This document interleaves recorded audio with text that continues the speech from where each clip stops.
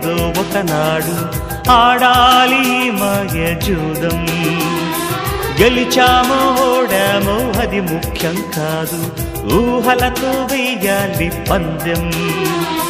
వరమేదో పొందామనుకున్నవారు పోయింది పోల్చలేరు, పోగొట్టుకున్నామనుకున్నవారు పొందింది చూడలేరు. విధి ఆడిన దొంగాటలు ఫలితాలు తేల్చేదెవరు? స్వప్నాల వెంట స్వర్గాల వేట, తుదిలేని దోబూచులాట. ప్రతివారి కంట కొలువున్నదంట కోరేటి బంగారు కోట. ఏ దారి వెంట ఏ తీరముందు తెలిపేటి